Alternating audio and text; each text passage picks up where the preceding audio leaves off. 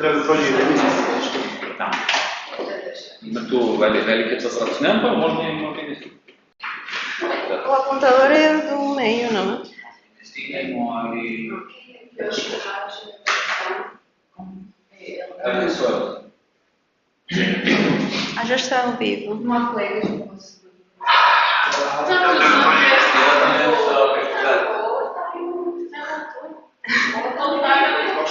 Quero chegar. Os convidados chegaram.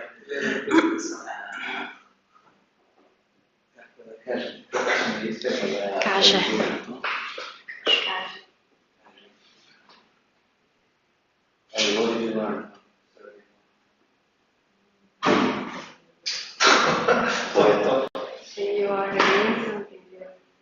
Ai, vai ser transmitido, eu tinha a ideia. Mas vai ser. Vai ser transmitido.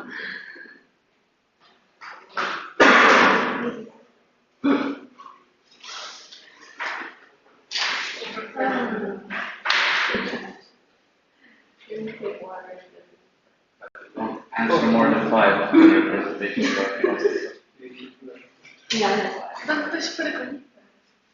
Surgiram tanto. Estou muito interessada na posição. Não, por acaso parece bem interessante.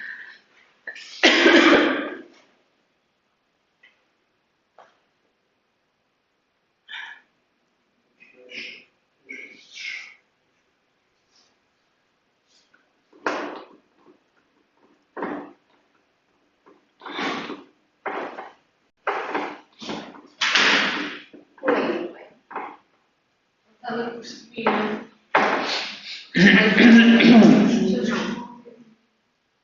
Eu vou mandar mensagem. O Helder não está cá. Não está na conferência.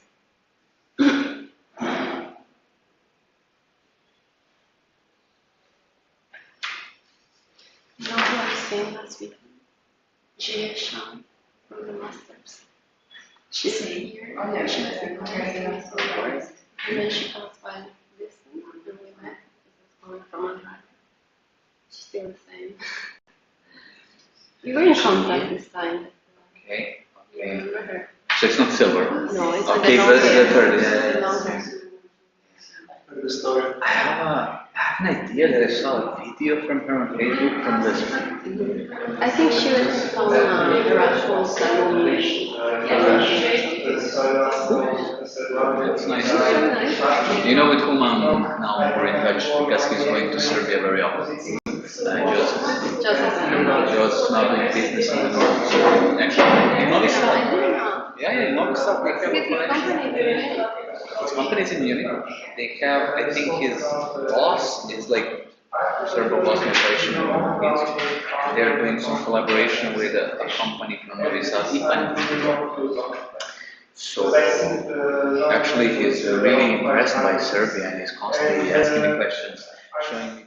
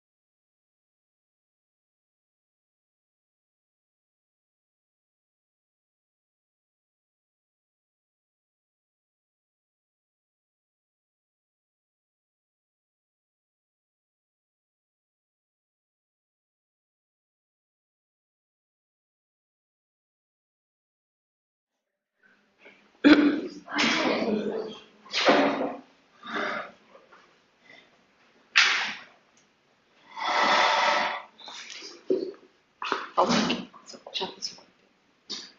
Não sei, cresce. Mais um minutinho.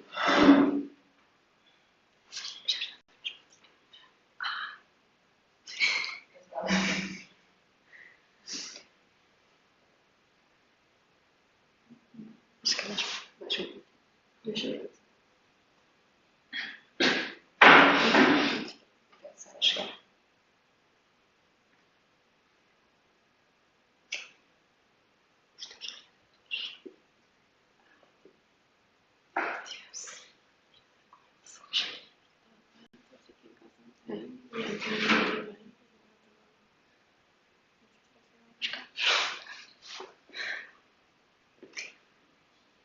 Okay, I will start now. Good morning. Thank you again to be here in this Friday at ISISE. We are almost at the end of the second round. Yes, I think we have one in June. The last presentation. Yes. So, and today we will present the work developed by Eliana, and the topic is structural behavior of point-fixed laminated glass facade systems subjected to seismic load. Lucky. Thank you, Professor. Thank you for your presentation. My name is Eliana Inca. For those online, I know most of the people here. And I'm going to present this research on the scope of my PhD thesis entitled Structural Behavior of Point-Fixed Laminated Glass Facade Systems Subjected to Seismic Loads. My supervisors are Professor Sandra Jordao, Carlos Robelo, and Chiara Bedon. This presentation is divided in three main parts. I'm going to start with a small introduction to the topic of glass, for those who are not really into this topic. The objectives of the PhD thesis, the structural characterization that has been performed so far, and I'm going to finish with some remarks and ongoing work. I would like to start saying that, as you might know, glass it's an element that has been used for centuries, but mainly as a non-structural material, like infill for windows or decorative elements. And it's only on the second half of the 20th century that, with the development of the production of float glass, that glass has taken and played a key role in contemporary architecture. It's only the glass industry has pushed further the construction of challenging structures and pushed forward to consider it as a structural material. Such is the case of the Steve Jobs Theater that was designed by Foster and Partners in 2020 in Cupertino, California. This is an 80-ton carbon fiber roof that lays on laminated panels of 6.6 meters high. And the concept of transparency has been kept even for the interior elements, such as the elevator that rotates on its elliptical guide rails. As you might think also, this structure is seismic-based isolated due to the location on such a seismic hazard high zone. Glass is an inorganic material. It has an amorphous structure, internal structure, and is the product of fusion of several components that are cooled down into a rigid condition. It shows a perfectly elastic isotropic behavior and exhibits a brittle fracture, as you might see in the comparison of the stress-strain curves with a ductile material like steel. The tensile strength depends on the mechanical flaws on the surface. The most typical type of glass produced nowadays, almost 90% of the global production, is float glass. That the name can come from the type of production where the glass floats literally on thin, molten tin. Lamination and tempering are two processes that aim to overcome the brittle nature of glass. On one side, lamination, it's basically to have a sandwiched element that is binded by polymer elements such as BBB with a viscoelastic nature that by means of heat and pressure will remain together. And the main advantage is that when it's fractured, it would remain attached to its interlayer providing redundancy and safety. Tempering, on the other side, will delay the growth of the surface flows, increasing the tensile stress, strain resistance, almost 3 times than float glass. And this is achieved by inducing residual tensile strength over the thickness of the laminate. You might think this as a concrete prestressed element. These methods have been used primarily for glazing, such is the case and the scope of this thesis as the point-fixed glass facade systems. These systems are mainly used in places where the maximum transparency is wanted, such as showrooms, galleries, airports, etc., even hospitals. The glass is supported in metal connectors, such as slender as possible. One of the examples of them, there are many in the construction industry, but you can find, for example, this type of stainless steel elements called spiders, that in the back will have a certain connector that will be attached to the support elements, either vertical or horizontal, like cables, where we would attach the so-known bolt fixings. In the market, you can find different types of bolt systems. The three types of connectors that are part of this research are the bonded system, which is adhesively bonded to the surface of the glass, countersunk that passes through the thickness of the laminate, and an embedded system that passes only through the middle part of the laminate. And one side would have a clear appearance, like clearly transparent. The glazing elements are usually considered as non-structural elements. They are designed to sustain their self-weight and primarily wind loads. As you are aware, non-structural elements are extremely vulnerable to shaking. Their damage can only pose real life-threatening safety, but have a significant cost when repaired, as it had been proved from previous report damage in earthquakes. Glazing elements are not isolated from this issue, as the industry of glass is pushing them to enhance the type of construction, challenging structures. The guides or the structural design guides are not yet developed. Actually, they are still on development. The structural Eurocode for glass, Eurocode 10, is still under development. We have certain guides regionally divided for different countries, but not a general and clear knowledge, particularly for seismic action. This is the motivation of this thesis, that is to reduce damage that these elements might pose into our construction building, and also to provide tools for decision making, that is, working mainly on the preparation and mitigation prior to the disaster or an event. The objectives of this thesis are mainly to establish design formulation for point-fixed glass facade systems subjected to seismic action, and set recommendations for retrofitting of glass facades in use. That is, following the already known methodology for other materials, like steel or concrete, having a clear knowledge of the hierarchy of a structure, bringing redundancy and robustness into these elements. The methodology has been divided in several tasks. This PhD thesis is embedded in a research project called GF Seismic that was funded by FCT. It was working in close collaboration with Portuguese stakeholders of the construction glass industry. And since it involves the study of a full section of a facade element, it was important for us to subdivide this multi-degree of freedom system and several interaction of materials into smaller tasks. The first part relates the study of the bolted fixed laminated panels, the single panels, and particularly the study of the lamination, and the study of the panels with different types of connectors. The second part is related to the analysis of the glass facade system subjected to reverse racking action. In all of these parts, experimental campaigns have been performed, benchmarked with numerical models, and analytical formulations from the literature review, or at the end of the later stages, new analytical formulations that would derive in design methodologies are the main goal.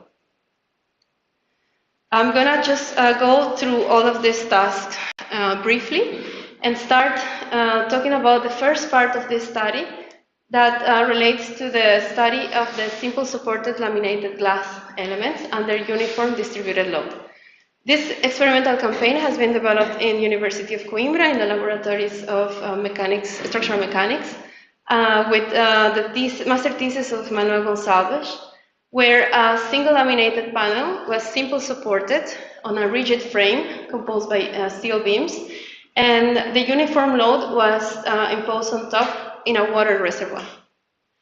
The different parameters involved two types of glass, annealed and tempered, and two types of interlayer, PVB and sentry glass. 3 tests per setup were performed. Some of the results that we obtained from these tests were in these graphs the load displacement curves at the middle point of the panel, and for the different types of lamination and the different types of tests. You can see clearly that the PVB elements with tempering and the sentry glass laminates with tempering would always achieve higher loads than a simple annealed glass element. Also, for a better understanding of the results in this presentation, I would present the longitudinal transducer readings in different load levels along the length of the panel, translated into plots such as out-of-plane displacement along the length of the laminate and in-plane strains along the length of the laminate as well for the bottom and top positions of the laminate. In this case, we have a comparison of two types of interlayers, that is PVB and sentry glass, where sentry glass with its higher rigidity will achieve lower out-of-plane displacement than the laminates with PVB. And an interesting observation resulted from this chart of the in-plane strengths, where we observed that at a certain point, particularly when the laminate reached more than its thickness for out-of-plane displacement, that is more than 10 millimeters, we would observe nonlinear behavior that is related to an additional axial stress that would be something similar that you would understand as a membrane effect of an unreinforced concrete slab. The numerical analysis has been carried on for this type of setup. The sensitivity analysis was performed for the selection of the element type, the contact definition, the material properties, and the mesh array. Finally, for this type of setup, a combination of shell elements and solid elements for the interlayer that has the more sensitive variation on behavior will give us better results for both PVB and sentry glass for the out-of-plane displacements and in-plane stress. Later on, we started with the study of the laminated element with the point fixings. In this case, the laminates were suspended vertically on a rigid frame using different types of connectors, in this case bonded, countersunk, embedded, and an auxiliary steel box that on its bottom rails would move away and in front of the panel. After finishing the instrumentation on the inside part of the laminate, we would close the chamber or the steel box, seal it all around with weathered silicone, and introduce air pressurized inside. In terms of instrumentation, we would have strain gauges in both sides of the laminate in 1/4 of the panel due to the symmetry, and out-of-plane transducers, longitudinal transducers as well. In terms of the interlayers variation, we had PVB, sentry glass, and introducing a new type of interlayer, in this case EVA-safe. And overall, 24 tests were performed, including also 4 tests with annealed glass. In this time-lapse video, you can see the evolution of the out-of-plane displacement on the laminate at the middle point of the panel and also all around the surface with the aid of digital image correlation, where you can see that this laminate with PVB sustained almost 14 kilopascals of load and reached almost 15 millimeters of out-of-plane displacement, recovering elastically after the unloading phase. The test had to be stopped because of the breakage of the silicone on top and sometimes on the bottom. But nevertheless, these panels had reached almost the pressures that we would achieve with Hurricane Type 4, and they recovered elastically after being tested. In the case of anneal glass, the results were different.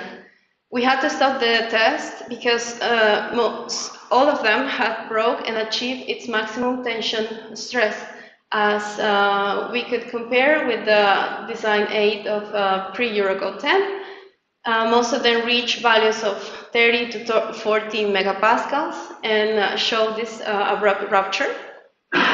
Nevertheless, the lamination helped to have this safety retreatment of the glass. It was the small dies that resulted from this rupture remained attached to the interlayer, and it was possible to retrieve it from its vertical position. These are some results in comparison with the different types of interlayer.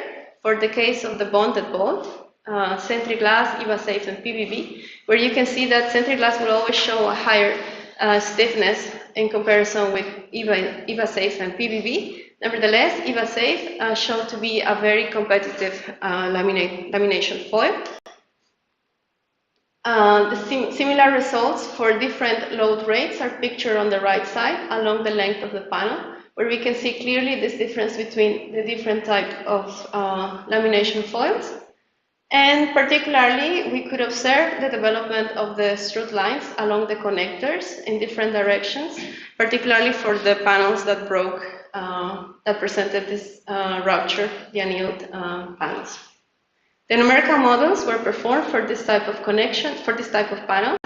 And in this case, not only the lamination was studied, but also the introduction of the connection on the corners of the laminate.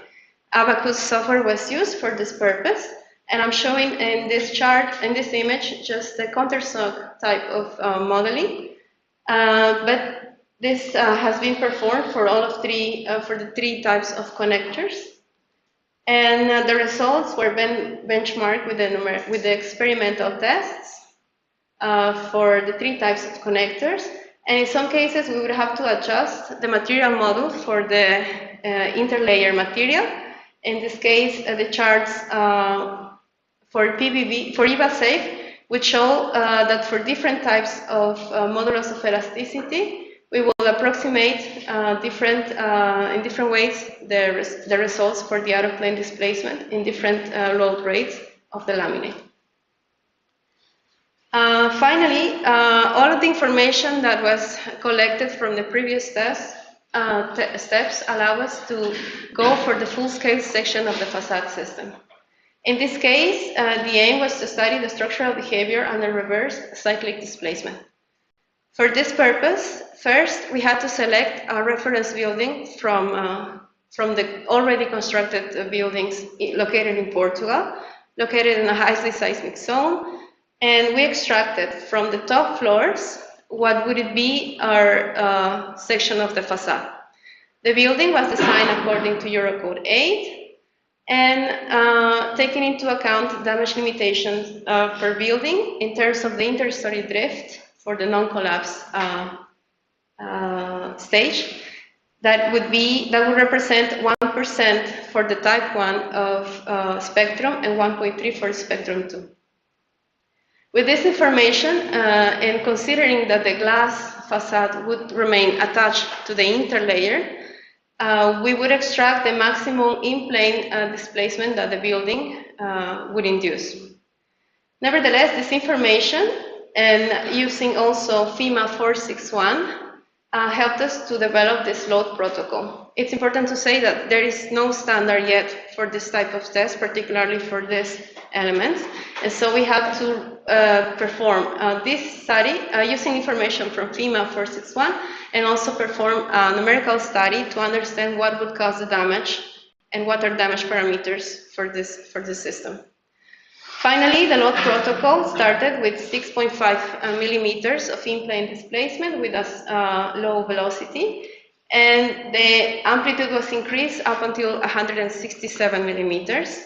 And the later stages of the cycles involve a higher velocity to induce the damage and rupture on the facade. 3 cycles per amplitude were performed. This is the layout of the facade, and it is composed by vertical and horizontal steel elements that were attached on the bottom to the rigid slab of the laboratory facilities. On top, we had the hydraulic jack that was fixed on the reaction wall, and the laminated elements. The facade was composed of 9 panels. Probably in this image it's a bit hard to see them, but I have a video to show the position. We had 9 elements that overall with a height of 4.49 meters. 4 columns on the back were supporting the spiders, where we welded the back side of this connector. Then on the spiders were placed the connectors. In this case, the first test involved countersunk bolts, and the glass were fixed in this position. In terms of, it's important also to say that in the bottom of the columns and on top, they were pin released because we needed to resemble the upper floors of the reference building. Therefore, they had to sway properly. They had to represent this boundary condition. On top also we had out-of-plane displacement restricted. And in terms of instrumentation, we had longitudinal transducers, not only on the different rows of the facade, but also around the rigid frame to verify its null displacement, and strain gauges on the back side of this picture, on the surface of the glass elements, and digital image correlation in the central area. The area was reduced due to the limitations of the cameras, but we were still able to capture an area of 1.59 meters square. As I said before, 2 tests of this type were performed, one considering countersunk bolts and the second one considering embedded bolts with the same load protocol. This is a video that would show the later stages of the cycles where the maximum velocity was induced, and we would observe the breakage of certain panels. Both of the tests reached more or less 166 and 167 millimeters, and it was only because of the out-of-plane displacement of the first and second and third row that the concentration of stresses close to the bolt led to the rupture, in this case of panel 4, and in the second case of panel 4 and panel 6. On top, you have the charts of load displacement curves for the longitudinal transducer located on top, LVDT1 on top next to the hydraulic jack, that is the in-plane displacement induced, and LVDTs 10, 11, and 12 next to the first and second rows of the laminated panels, where you can see this theoretical behavior in all of the cases. Overall, this image shows the evolution of the in-plane drift of the facade system in global terms. We were able to observe at different stages and different percentages of in-plane drift what would be the damage observed.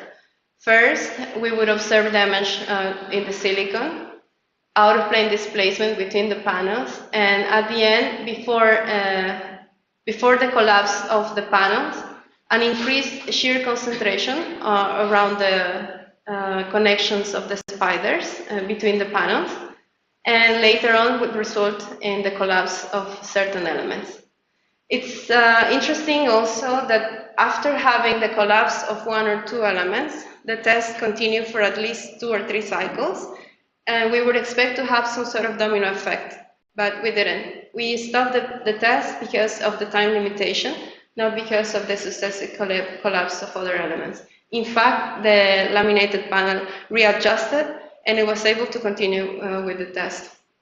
The first test reached almost 2% of in-plane drift and exceeded the regulatory value of Eurocode 1 without a global collapse, demonstrating a great ductility under in-plane loads, at least the ones applied in this study.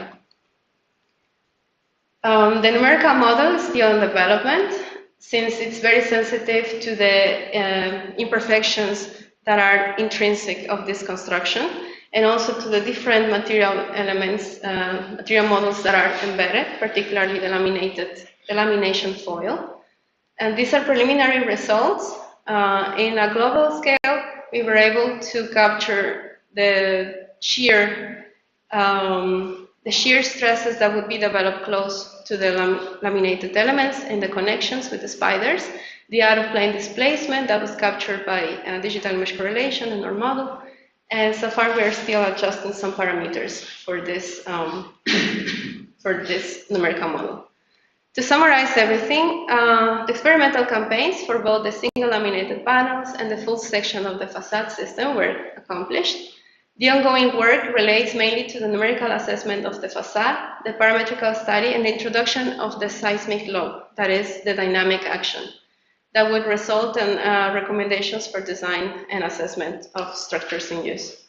Another task that is ongoing, it's also the material characterization of the bonded bolts, particularly the structural silicon that has been used for this connection. This is just some images related to this material characterization that we are performing in mechanical department. Finally, this is just a video that shows the construction of the facade in the laboratory facilities, where you can see the different stages that involve placing and lifting the panels on its position with the aid of the laboratory technicians. Also, the materials that were involved, the spiders, the connectors, and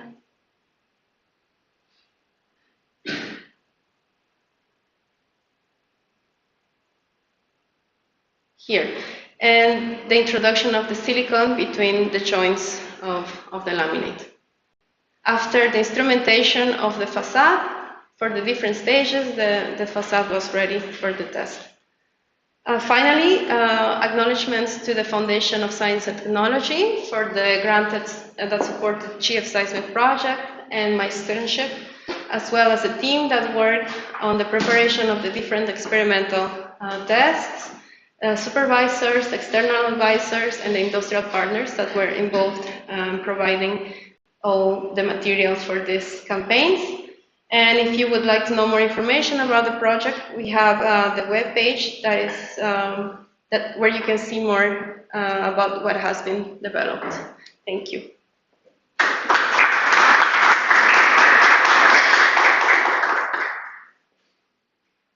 Thank you. And now it's your turn. Good afternoon to everyone. First of all, Eliana, congratulations on a great presentation, and thank you very much for the effort you placed into making it.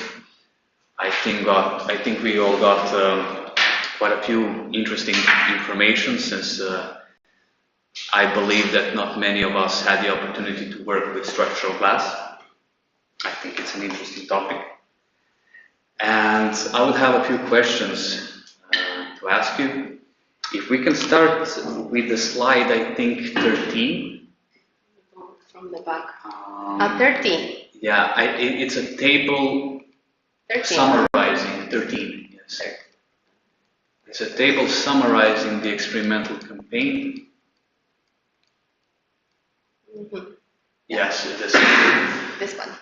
Yes. So I wanted to ask you what led and which were the key parameters that led to the chosen configurations.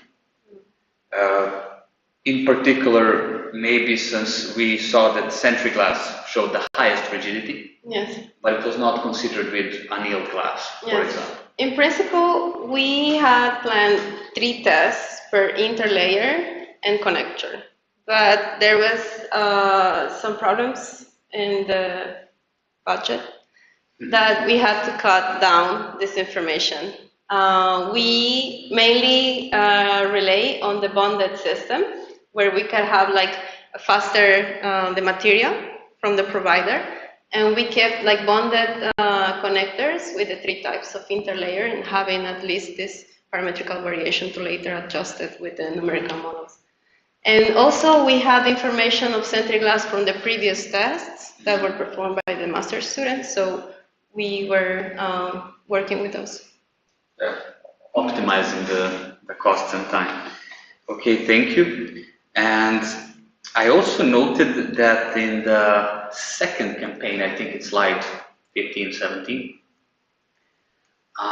you used a glass panel which was on one side laminated with 10 millimeters, and then on the other it had 6 millimeters, so it was not a symmetric section. Yes. Could you maybe tell us what was the reason? It was not. So the selection of this panel came from the already constructed systems that one of the company's advisors were working on. So it has 6 millimeters on the inside, let's say, on the interior side of the building, and 10 millimeters on the other part, which is a common use construction or design method to have the thicker glass outside, because you would have better resistance in case of the wind load. And inside, you don't have this action, so we just have the minimum to prevent let's say, the collapse. So usually, you would expect to have 10 and 10 millimeters, but it's not efficient. So to reduce the cost, you can reduce the inside layer of the glass. Okay, thank you very much.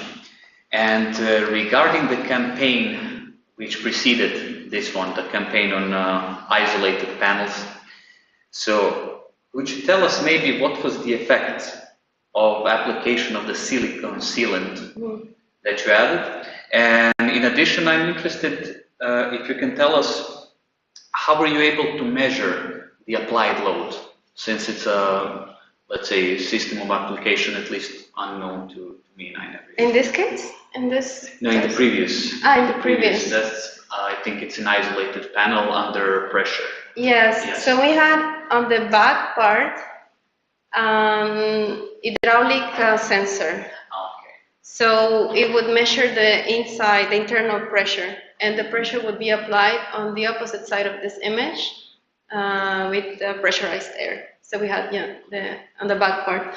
And it was about the silicone sealant. I'm interested, did it affect in any way the boundary conditions maybe of the panel, or I don't know, was there any leakage of the idea to have the silicone is because we would prevent the air leakage, and it's also a silicone that is used on the construction of the facade. So we would have this restriction of the silicone up until certain point, like we would have in the facade. So I would say that yes, it had a certain restriction, although it was like minimally reduced. We had only 8 millimeters of this silicone, and also it was the weakest link of the test. So, yes.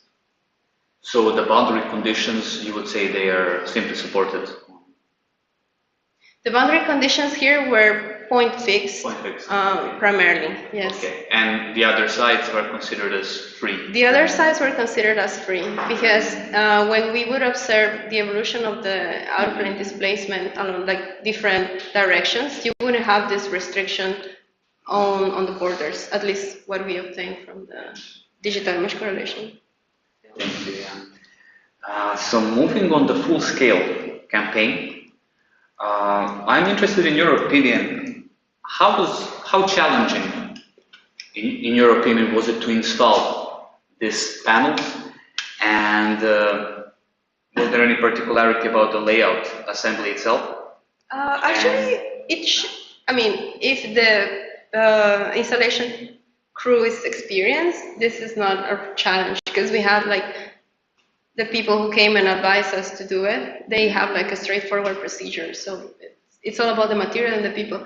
But since we didn't have, it took a bit, particularly on the alignment, and we didn't have, in some cases, proper alignment. So we have some induced like non-geometrical like errors. Yes, in that sense, it was challenging. So it was, let's say, not that relevant which type of connector you used to the installation process. To the installation process, the connector didn't affect. It was mainly the alignment, or horizontal, vertical, out of plane, and also the introduction of the silicone.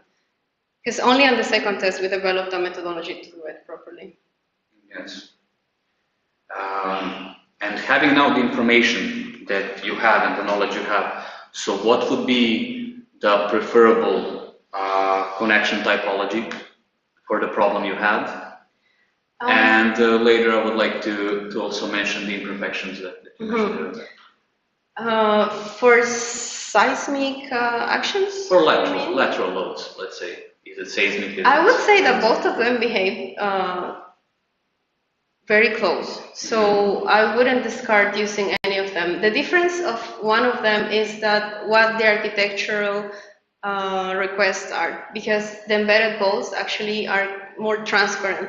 So you would have like a very transparent system, and you would prefer this in some cases.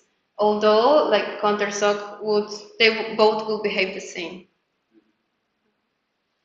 Okay, thank you.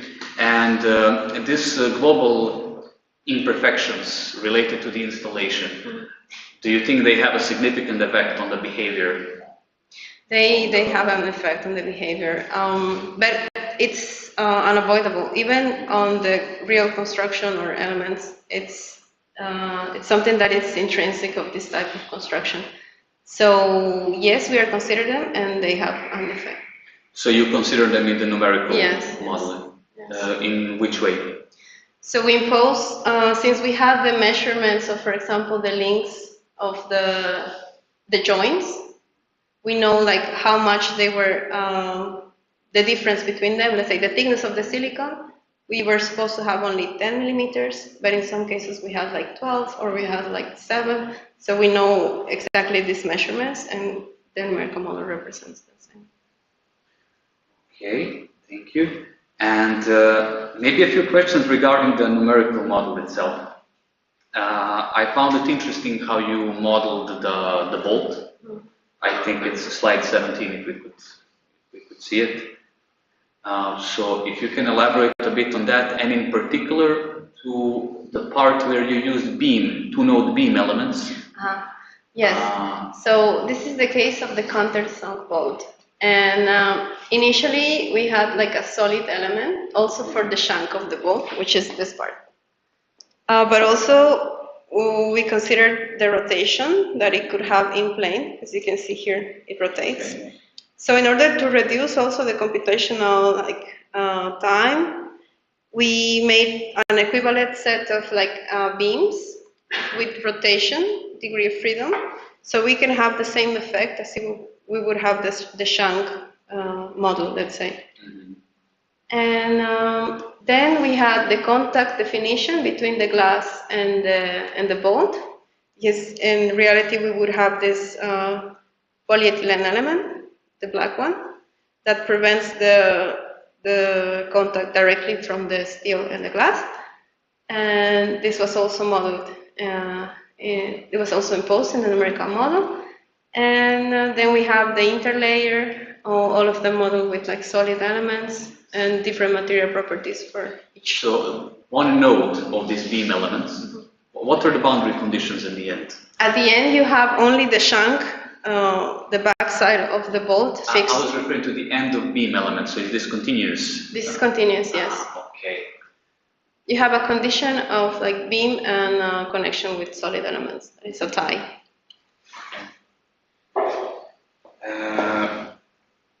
What more was I interested in?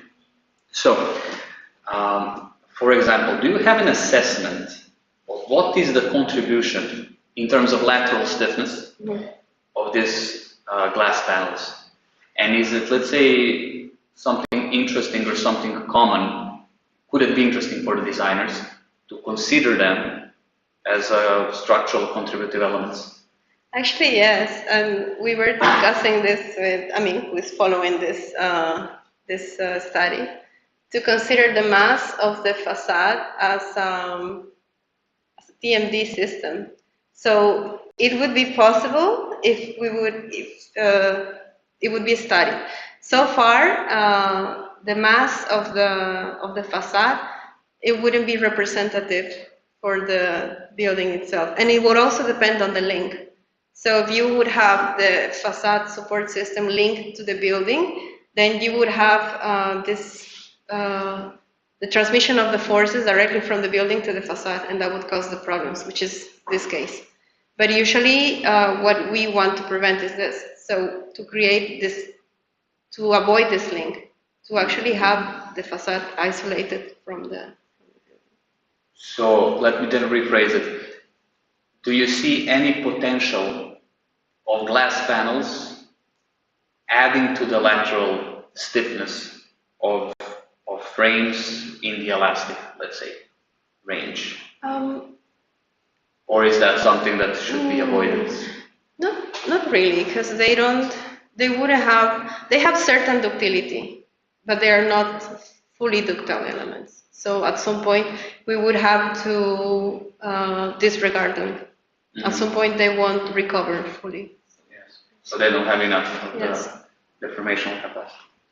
And maybe the last question that I have for you, outside of the facade systems, do you see any potential use of structural glass as a common or preferred element where it isn't used today? Well, it's currently used, and now you can find columns, beams, roofs. So it's preferable depending on the architectural design, I would say. As first design element, like preferable for all structures, it would depend also on the energy consumption, like because it's inside, also indoors, it has to be efficient. So yes. So yeah, if design is maybe the number one. It has a limitation in terms of what would you achieve. Okay, thank you very much once again. That's everything I had to ask. And I will now give the word to my colleagues, I guess. Thank you, Eliana. More questions?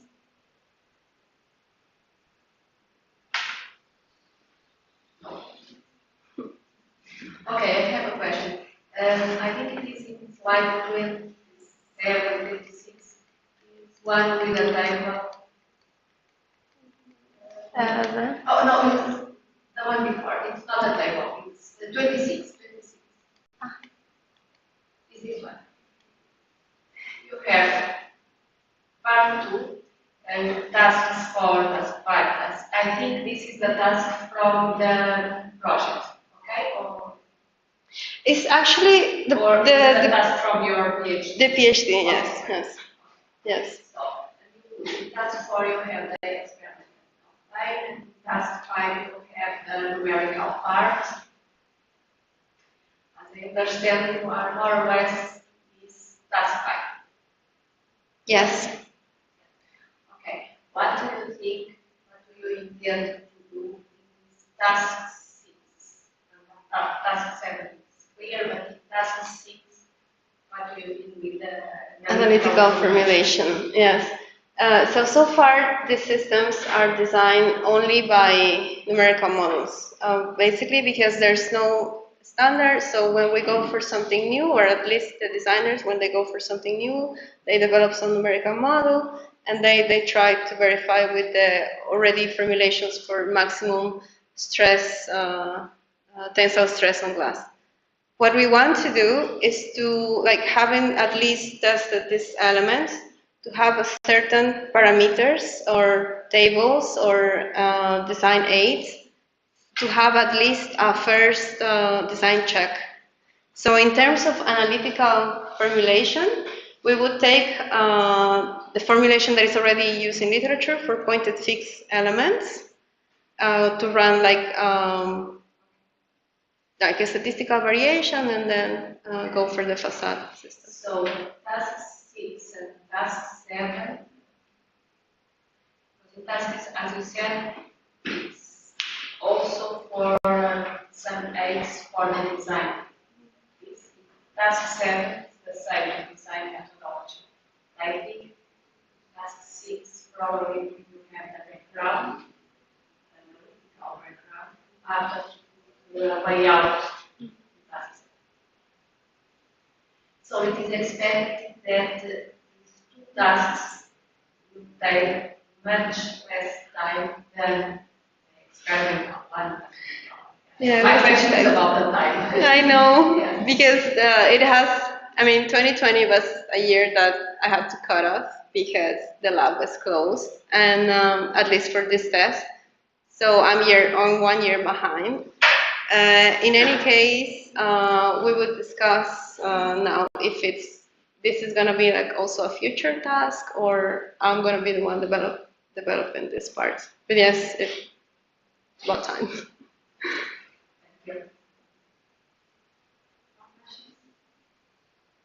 So I think it applies here.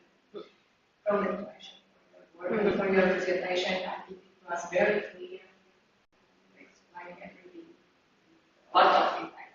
And congratulations also to Iman for the questions. Okay. Thank you. Easy practice.